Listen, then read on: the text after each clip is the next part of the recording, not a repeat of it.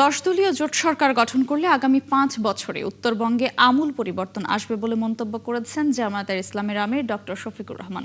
দুপুরে পঞ্চগড়ে জনসভায় তিনি কথা বলেন। ত্রয়োদশ জাতীয় সংসদ নির্বাচনকে ঘিরে আনুষ্ঠানিক প্রচারে সকালে উত্তরবঙ্গে 2 দিনের সফরে যান জামায়াতের আমির। দুপুরে জনসভায় অংশ নিয়ে আমির বলেন, জামায়াতে ইসলামীর নেতৃত্বাধীন জোট জয়ী হলে উত্তরাঞ্চলের নদীগুলোর প্রাণ ফিরে আসবে। উত্তরবঙ্গে আর বেকার দেখতে চায় না জামায়াতে ইসলামী, তাই কৃষিভিত্তিক শিল্পের রাজধানী গড়ার কথা বলেন তিনি। শনিবার রংপুরে আবু সাইদের কবর জিয়ারত শেষে জনসভায় অংশ নেবেন তিনি। একই দিন গাইবান্ধা, বগুড়া, সিরাজগঞ্জ ও পাবনায় সভা করে ঢাকায় ফিরবেন ডক্টর শফিকুর রহমান।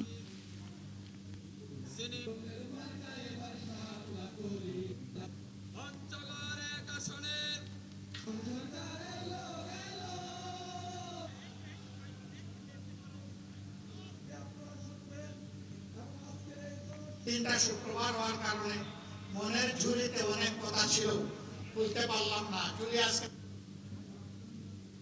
আল্লাহ যদি আপনাদের মূল্যবান ভোটে, ভালোবাসায়, সমর্থনে 10 দলের এই সমন্বয়কে আপনারা পার্লামেন্টে পাঠান, যাতে সরকার গঠন করতে পারে, আমরা কথা দিচ্ছি শুধু নদীর জীবন ফিরে আসবে না, মানুষেরও জীবন ইনশাআল্লাহ প্রাণচঞ্চল হয়ে ফিরে আসবে। আমরা এই উত্তরবঙ্গের চেহারা মহান আল্লাহর উপর ভরসা করে বলতে চাই, বদলে দেওয়ার জন্য 5টি বছর যথেষ্ট হবে ইনশাআল্লাহ। দেশে একটি শক্তি বিদেশিদের গোলামি করে বিভ্রান্তি ছড়াচ্ছে বলে মন্তব্য করেছেন বিএনপির স্থায়ী কমিটির সদস্য সালাউদ্দিন আহমেদ। শুক্রবার কক্সবাজারের চকরিয়ায়, সুরাজপুর, মানিকপুরে গণসংযোগে এসে এসব কথা বলেন তিনি। দেশে যেন আর ফ্যাসিবাদ ফিরে না আসে সেই ব্যবস্থা গড়ে তোলার আহ্বানও জানান সালাউদ্দিন আহমেদ। অগণতান্ত্রিক শক্তির উত্থান হলে সবার একই পরিণতি হবে বলেও হুঁশিয়ারি দেন তিনি। বলেন, জুলাই শহীদদের প্রত্যাশা অনুযায়ী একটি শক্তিশালী গণতান্ত্রিক বাংলাদেশ বিনির্মাণে প্রতিশ্রুতিবদ্ধ বিএনপি। তাই আগামী 12 ফেব্রুয়ারি সবাইকে স্বাধীনভাবে মুক্ত পরিবেশে ভোট দেওয়ার আহ্বান জানান সালাউদ্দিন আহমেদ।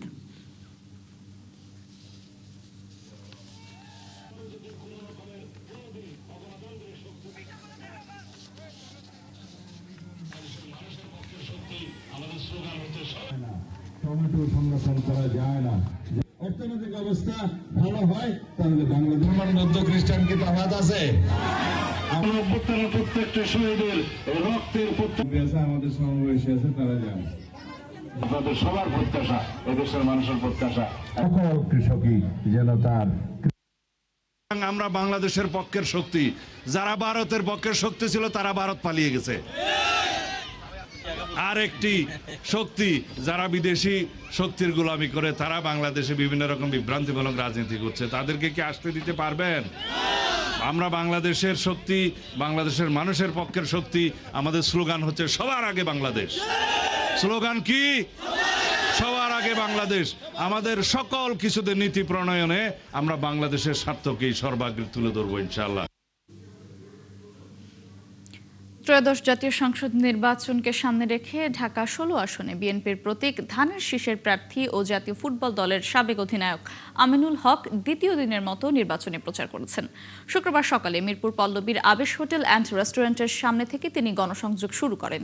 এ সময় নেতাকর্মী, সমর্থক এবং ক্রীড়া অঙ্গনের তার সহকর্মীরা উপস্থিত ছিলেন।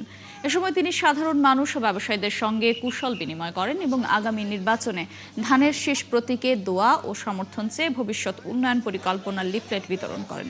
তিনি বলেন, জনগণের যে প্রত্যাশা ও সমস্যাগুলো রয়েছে সেগুলো বিবেচনায় নিয়ে আগামী দিনের পরিকল্পনা সাজানো হচ্ছে।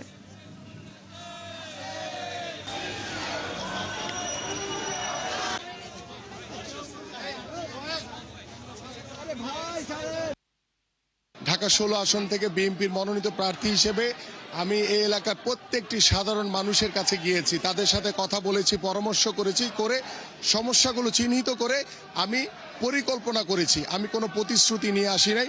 সেই পরিকল্পনা মাফিক আগামী ত্রয়োদশ জাতীয় সংসদ নির্বাচনে আমি এই এলাকার জনগণের রায় নিয়ে যদি নির্বাচিত হতে পারি, ইনশাআল্লাহ আমি আমার এই পরিপূর্ণভাবে বাস্তবায়ন করব ইনশাআল্লাহ। দেশকে এগিয়ে নিতে হলে জুলাই অভ্যুত্থান পরবর্তী নির্বাচনে 10 দলীয় ঐক্যজোটের বিজয়ের বিকল্প নেই বলে মন্তব্য করেছেন এনসিপির আহ্বায়ক নাহিদ ইসলাম।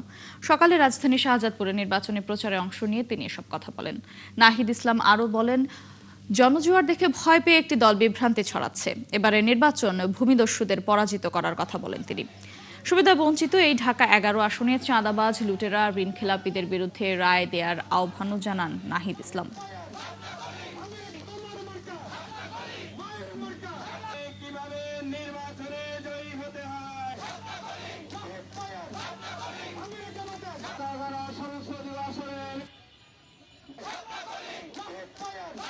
এক লুটেরা গ্রুপ চলে যাবে, অন্য লুটেরা অন্য ঋণখেলাপিরা সংসদে যাবে।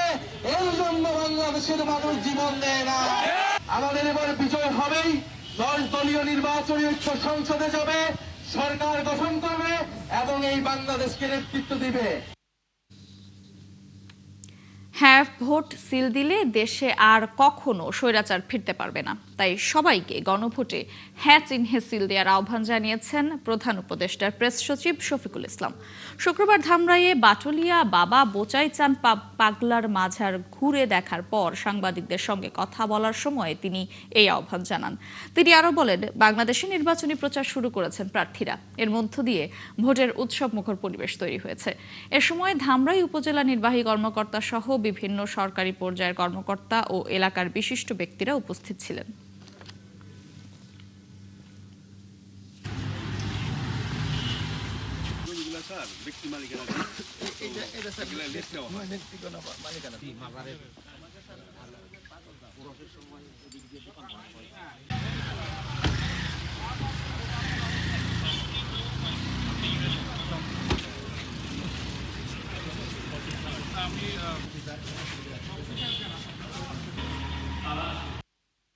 মানুষ জানে যে ভোটে দিলে ভোটে যদি তারা সিল দেয় তো দেশে আর স্বৈরাচার ফিরবে না, দেশে অনাচার ফিরবে না, অত্যাচার ফিরবে না। দেশে যে আমার আপনার টাকা, আমি আপনি যে ব্যাংকে যে টাকাটা রাখি কেউ সেইটা লুট করে নিয়ে যাবে না। আপনার আমার ছোট ভাই, বাবা মা, ভাই বোনদেরকে কেউ গুম করবে না। আগামী 25 জানুয়ারি চট্টগ্রামে যাচ্ছেন বিএনপির চেয়ারম্যান তারেক রহমান। ঐতিহাসিক পোলো গ্রাউন্ডে জনসভায় ভাষণ দেবেন তিনি। দীর্ঘ 21 বছর পর চট্টগ্রামে তার সরাসরি উপস্থিতিকে ঘিরে নগর জুড়ে বইছে উৎসবের আমেজ। উচ্ছ্বসিত দলীয় নেতাকর্মী থেকে শুরু করে সাধারণ সমর্থকরাও। আর রাজনীতির মাঠে এই সফরকে ঘিরে বাড়ছে প্রত্যাশা, উত্তাপ এবং প্রস্তুতি। বাবুন পালের ক্যামেরায় আরও জানাচ্ছেন রাজীব বড়ুয়া। দীর্ঘ 21 বছর, এই 2 দশকে বদলেছে সময়, বদলেছে রাজনীতি, কিন্তু বদলায়নি চট্টগ্রামের অপেক্ষা। অবশেষে হতে যাচ্ছে অপেক্ষার অবসান। রবিবার চট্টগ্রামের পলো গ্রাউন্ডে আসছেন বিএনপির চেয়ারম্যান তারেক রহমান। তাই নগর জুড়ে বইছে উৎসবের আমেজ। পলো গ্রাউন্ড মাঠ ঘিরে শুরু হয়েছে জনসভার জোর প্রস্তুতি। মাইকিং, ব্যানার আর ফেস্টুনে ছেয়ে গেছে নগরীর প্রধান সড়কগুলো। দলীয় নেতা কর্মীদের মাঝে দেখা যাচ্ছে অভূতপূর্ব উদ্দীপনা। আমি মনে করি একটি রাজনৈতিকভাবে গুরুত্ব রয়েছে বিএনপির জন্য। আমরা চট্টগ্রাম এলাকার মানুষ অত্যন্ত ভাগ্যবান। বিএনপির অনেক রাজনৈতিক ইতিহাস, বিশেষ করে বাংলাদেশের ইতিহাস এই চট্টগ্রামের সাথে জড়িত। তারেক রহমানের আগমনে উচ্ছ্বসিত তরুণরা। তারা বলছেন, এই সফর তাদের জন্য নতুন আশা ও সাহসের নাম। তরুণেরা তাকে তার বক্তব্য শুনেছে অন্তত গত 18টি বছরে বিভিন্ন সময়ে। তো সেই তরুণেরা মুখিয়ে আছে যে তাদের চট্টগ্রামে জনাব তারেক রহমান এসে কি ঘোষণা দেন এবং কি বলেন। সামনাসামনি তরুণেরা দেখতে চায় জনাব তারেক রহমানকে। এই 21 বছরে বিএনপির নেতাকর্মীরা দেখেছেন মামলা, গ্রেফতার, নির্যাতন আর রাজপথের লড়াই। অনেকে হারিয়েছেন সহকর্মী, হারিয়েছেন রাজনৈতিক অধিকার। দলীয় নেতাদের ভাষায় এই জনসভা সেই দুঃসময় পেরিয়ে দাঁড়িয়ে থাকার প্রতীক। আমাদেরকে সহচর্য দিয়েছেন, সাহস জুগিয়েছেন। আমরা কখনোই মনোবল হারাই নাই।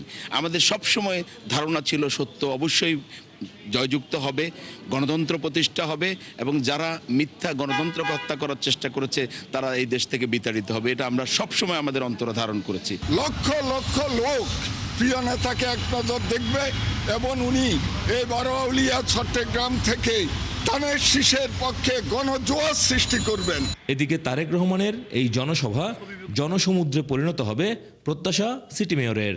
চট্টগ্রাম পুলিশ বাহিনী যারা আছেন, এর বাইরে গোয়েন্দা সংস্থা NSI, ডিজিএফআই, সিটিএসবি, তারা বিশেষভাবে এই সমাবেশটার দিকে নজর রাখছেন। ওনারা এখানে এই মাঠটি সহ বিভিন্ন জায়গায় তারা দেখভাল করছেন এবং সুনির্দিষ্টভাবে তারা কাজগুলো করছেন। আমাদের সাথেও তারা বৈঠক করেছেন। তারেক রহমানের এই সফর শুধু একটি নির্বাচনী সফর নয়, বিএনপির রাজনীতিতে নতুন গতি সঞ্চারের প্রত্যাশা। এই জনসভা কতটা প্রভাব ফেলবে চট্টগ্রামের রাজনীতিতে, সেদিকেই তাকিয়ে চট্টগ্রামবাসী। রাজীব বড়ুয়া, ৭১, চট্টগ্রাম। ঠাকুরগাঁও ১ আসনের নির্বাচনী প্রচারণায় ব্যস্ত সময় পার করছেন বিএনপি মহাসচিব মির্জা ফখরুল ইসলাম আলমগীর। আজ দুপুরের পর থেকে দেবীপুর ইউনিয়নের শোলটহরি বাজার, ১১ মাইল সহ বেশ কয়েকটি এলাকায় নির্বাচনী প্রচারণা চালানোর কথা রয়েছে তার। সে খবর আর একটু বিস্তারিত জানতে আমরা একটু যুক্ত হব আমাদের সহকর্মী সবুজ মাহমুদের সঙ্গে। সবুজ, আমাদের জানাবেন সেখানে নির্বাচনী প্রচারণা কেমন চলছে, সেখানকার যারা ভোটার তাদের প্রত্যাশা কি, এবং মির্জা ফখরুল বা কি প্রতিশ্রুতি দিচ্ছেন?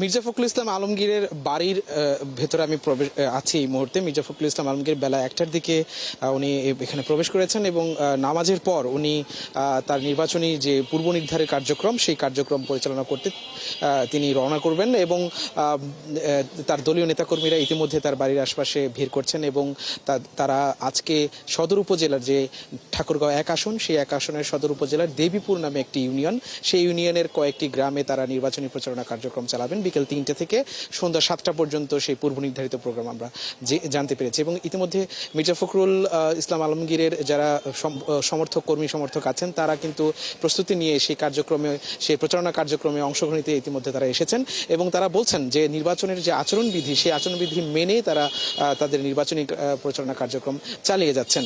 এবং আপনাকে জানিয়ে রাখি যে মির্জা ফখরুল ইসলাম আলমগীর কিন্তু ১৯৮৮ সালে এই ঠাকুরগাঁয়ের যে পৌরসভা, সেই পৌরসভার চেয়ারম্যান হিসেবে নির্বাচনের মাধ্যমে তার রাজনৈতিক যে ক্যারিয়ার সেটি শুরু করেন এবং ঠাকুরগাঁয়ে তার ব্যাপক জনপ্রিয়তা আছে এবং ঠাকুরগাঁয়ের মানুষ প্রত্যাশা করছে যে মির্জা ফখরুল ইসলাম আলমগীর ধানের শীষ প্রতীকে আবারও নির্বাচিত হয়ে তিনি এই দেশের এই অঞ্চলের মানুষের প্রতিনিধিত্ব করবেন এবং কর্মী সমর্থকরা তেমনটা আশা করছেন। সেই সাথে মির্জা ফখরুল ইসলাম আলমগীর এই যে ১৭ বছর ধরে নির্বাচন না হয়ে মানুষের যে গণতান্ত্রিক আকাঙ্ক্ষা রয়েছে, সেই আকাঙ্ক্ষা পুনরুদ্ধার এবং মানুষের গণতান্ত্রিক চর্চার যে একটা সুযোগ তৈরি হয়েছে সেটি প্রতিফলন করতে চান। এই ধরনের প্রতিশ্রুতি মির্জা ফখরুল ইসলাম আলমগীর তার নির্বাচনী প্রচারণায় দিচ্ছেন।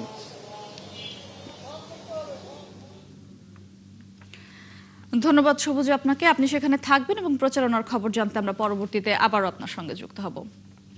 এই মুহূর্তে ঢাকা ৮ আসনের প্রার্থী নাসির উদ্দিন পাটোয়ারি কথা বলছেন নির্বাচনী প্রচারণায়, আমরা সরাসরি যুক্ত হচ্ছি সেখানে। বোঝা উঠেছে, বোঝাকে পরিষ্কার করুন, এই বোঝাগুলা নামিয়ে দিন, তাহলে হয়তোবা আপনাদের প্রতি আমরা সুদৃষ্টি রাখতে পারবো, এই জন্য যে আপনারা বেগম জিয়া এবং শহীদ জিয়ার আদর্শে আছেন। ঠিক আছে, ধন্যবাদ।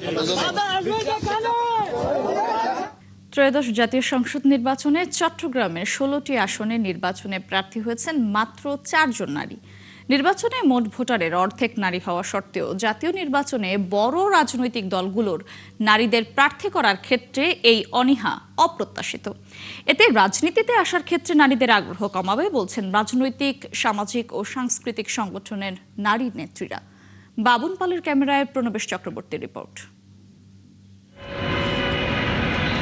জাতীয় সংসদ নির্বাচনে চট্টগ্রামের ১৬টি আসনে স্বতন্ত্র সহ বিভিন্ন রাজনৈতিক দল থেকে এবার প্রতিদ্বন্দ্বিতা করছেন ১১৩ জন প্রার্থী।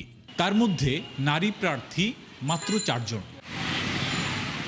এবার নির্বাচনে অংশ নেওয়া ৫১টি রাজনৈতিক দলের মধ্যে ২৫টি দল প্রার্থী দিয়েছে চট্টগ্রামের ১৬টি আসনে।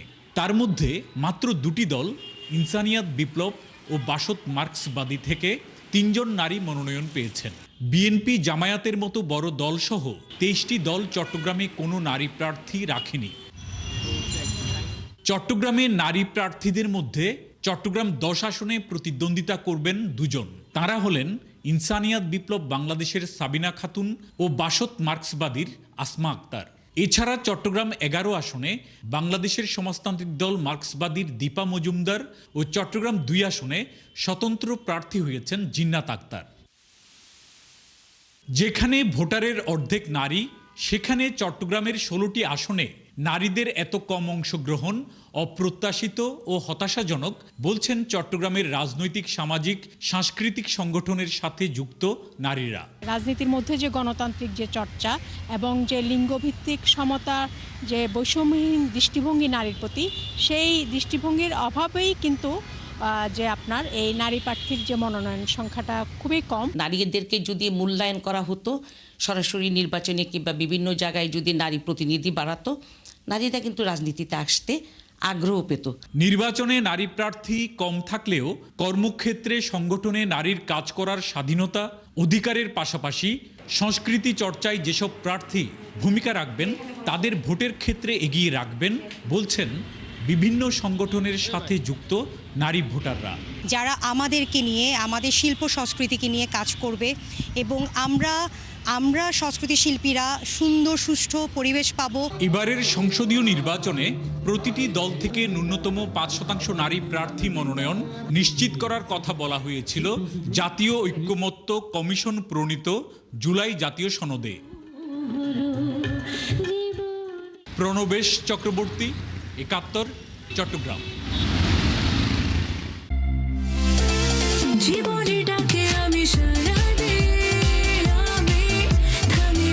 ফ্রিডম স্যানিটারি ন্যাপকিন, ফ্রিডম মানে স্বাধীনতা। সারা দেশে নানা কর্মসূচির মধ্য দিয়ে দ্বিতীয় দিনে নির্বাচনী গণসংযোগে নেমেছেন প্রার্থীরা। চলছে মিছিল, মিটিং, শোভাযাত্রা। আচরণবিধিতে নিষিদ্ধ হলেও ভোট চাওয়ার সময় বেশিরভাগ প্রার্থী ভোটারদের নানান প্রতিশ্রুতি দিচ্ছেন, যদিও এ নিয়ে কোনো প্রার্থীর অভিযোগ পাওয়া যায়নি। সহকর্মীদের তথ্য ও ছবিতে রিপোর্ট। শুক্রবার সকালে খুলনা ডুমুরিয়া সদরে পথসভায় যোগ দিয়ে নির্বাচনী গণসংযোগ শুরু করেন জামায়াতে ইসলামীর সেক্রেটারি জেনারেল মিয়া গোলাম পরওয়ার। এ সময় তিনি বলেন, রাজনৈতিক প্রতিহিংসার কারণে জামায়াতের বিরুদ্ধে শিরক বা কুফরি করার অভিযোগ দেওয়া হচ্ছে, এটা সত্য নয়। অন্যদিকে নগরীর 30 নম্বর ওয়ার্ডে গণসংযোগ করেন খুলনা 2 আসনের বিএনপি প্রার্থী নজরুল ইসলাম মঞ্জু।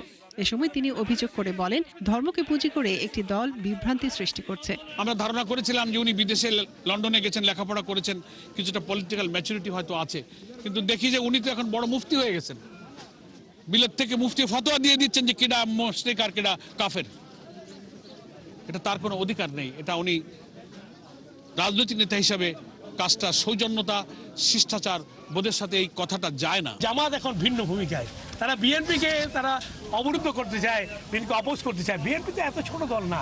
নাটোরের নলডাঙ্গা উপজেলার ব্রহ্মপুর ইউনিয়নের বারৈহাটি এলাকায় নির্বাচনী গণসংযোগ করেন নাটোর 2 আসনের বিএনপি প্রার্থী অ্যাডভোকেট রুহুল কুদ্দুস তালুকদার দুলু। দীর্ঘদিন পর আজকে মানুষের মধ্যে মারাত্মক সাড়া পড়েছে।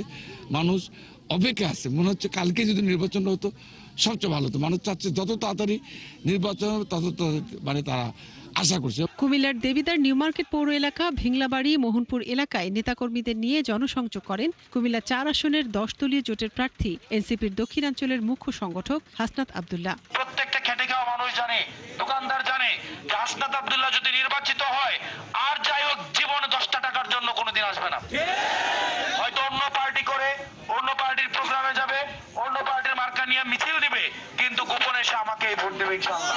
মানিকগঞ্জের শিবালয় উপজেলার আরিচাঘাট এলাকায় নির্বাচনী মিছিল করেছেন 1 আসনে বিএনপির প্রার্থী এস.এ. কবির জিন্নাহ। তার সাথে অংশ নেন উপজেলা বিএনপির নেতাকর্মী সহ ভোটার সমর্থকরা।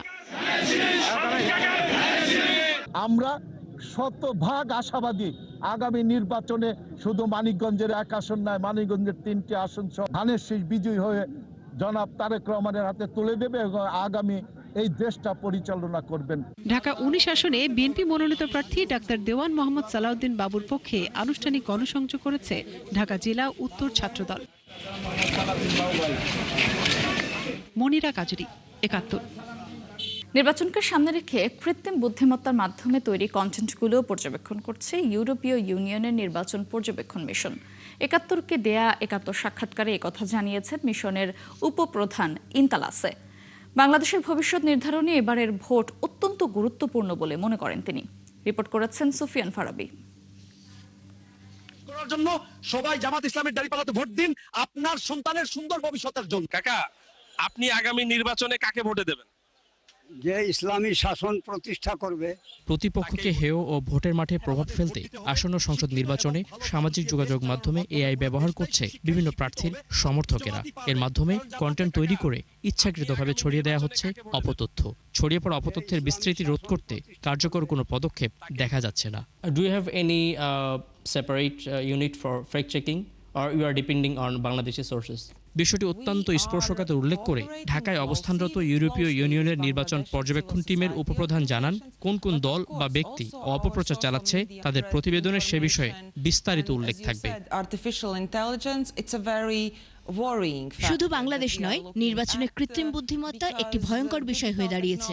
আধুনিক প্রযুক্তির অপব্যবহার করা হচ্ছে, কখনো সেটি রাজনৈতিক ফায়দা হাসিলের জন্য হয়ে থাকে। এই প্রযুক্তির মাধ্যমে ভোটারদের দ্বিধান্বিত করতে দেখেছি আমরা। এমনকি ক্ষেত্রবিশেষে এটি বাস্তব জীবনে সহিংসতা ছড়াচ্ছে। যেসব মাধ্যমে এসব ছড়াচ্ছে আমরা তাদেরকেও পর্যবেক্ষণে রেখেছি। নির্বাচনের পর দুদিনের মধ্যেই সংবাদ সম্মেলন করে নিজেদের পর্যবেক্ষণ তুলে ধরবে পর্যবেক্ষক দল।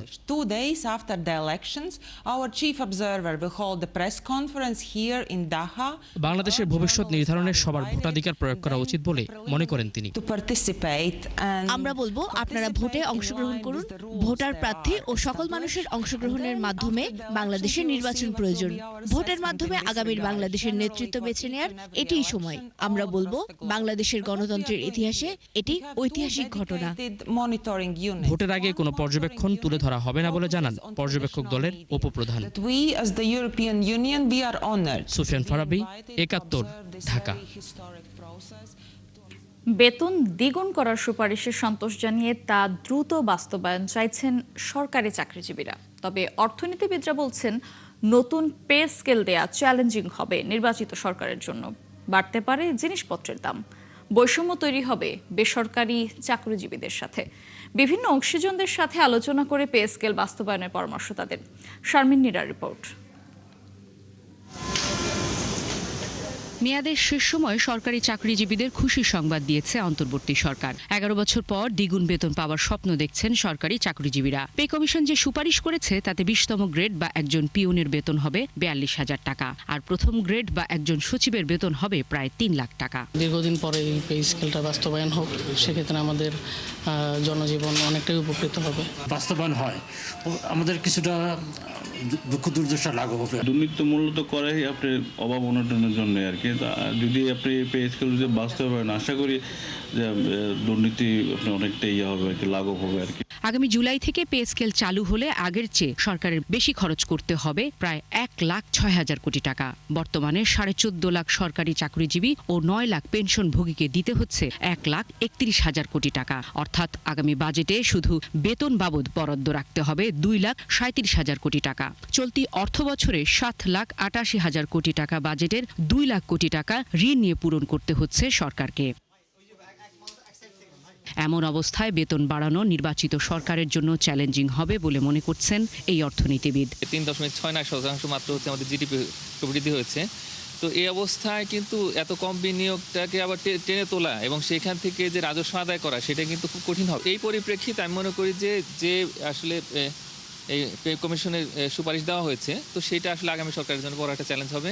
এমনও হতে পারে যে সরকারকে আসলে ঋণ করতে হতে পারে। তিনি বলেন, পে কমিশনের সুপারিশ প্রত্যাখ্যানের সুযোগ নেই, তবে বেসরকারি কর্মজীবীদের কথা মাথায় রেখে বাস্তবায়নের দিকে যাওয়া উচিত। প্রাইভেট সেক্টর আসলে ইকুয়ালি তারা আসলে এই যে তাদের যে স্যালারি সেটা বাড়াতে পারবে কিনা সেটা আমাদের দেখতে হবে। তার কারণ যখনই স্যালারি বাড়ে তখনই কিন্তু মূল্যস্ফীতিও পাল্লা দিয়ে বাড়ে। মূল্যস্ফীতির চাপ এবং একই সঙ্গে যারা বেসরকারি খাতে নিয়োজিত তাদের উপর একটা ২ রকমের চাপ তৈরি হতে পারে। একটা হচ্ছে যে তাদের ওখানে হয়তো স্যালারিটা বাড়ানো লাগতে পারে এটা, আর এই স্যালারি যদি বাড়াতে হয় তাহলে সেক্ষেত্রে বেকারত্ব তৈরি হতে পারে। সাধারণ মানুষকে চাপ না দিয়ে রাজস্ব বাড়ানোর পরামর্শ তার। সবাই বাড়লে কিন্তু তখন এই ব্যয় সংকলনটা তো কোনো সমস্যা নয়। শারমিন নীরা, ৭১, ঢাকা। হিন্দু সম্প্রদায়ের অন্যতম ধর্মীয় উৎসব সরস্বতী পূজা আজ। বিদ্যার দেবী সরস্বতীর কৃপা লাভের আশায় রাজধানী সহ সারা দেশের বিভিন্ন শিক্ষা প্রতিষ্ঠান ও ঘরে ঘরে চলছে পূজার আয়োজন।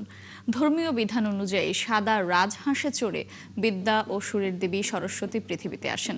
এই বিশ্বাসকে কেন্দ্র করেই দিনভর চলবে দেবী বন্দনা। রাজধানীতে সরস্বতী পূজার প্রধান আকর্ষণ ঢাকা বিশ্ববিদ্যালয়ের জগন্নাথ হল মাঠ জুড়ে বিভিন্ন বিভাগের আয়োজন গড়ে উঠেছে আলাদা আলাদা ৭৬টি মণ্ডপ, যেখানে নিয়ম অনুযায়ী হচ্ছে দেবী বন্দনার পর্ব। আজ ভোর থেকেই বিদ্যার দেবীর বন্দনায় জগন্নাথ হলের মাঠে জড়ো হয়েছেন হাজারো শিক্ষার্থী। ঢাক ঢোলের বাদ্য, শঙ্খধ্বনি ও উলুধ্বনিতে মুখর হয়ে উঠেছে পুরো এলাকা। উৎসবমুখর পরিবেশে চলছে পূজা অর্চনা এবং দেবীকে ঘিরে নানা আনুষ্ঠানিকতা।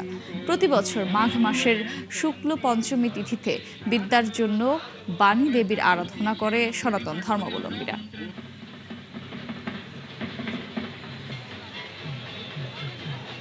দর্শক, চলছে সংবাদ সংযোগ। সরাসরি সংবাদ অনুষ্ঠান দেখতে চোখ রাখুন ৭১-এর ফেসবুক পেজ এবং সাবস্ক্রাইব করুন ৭১-এর ইউটিউব চ্যানেল।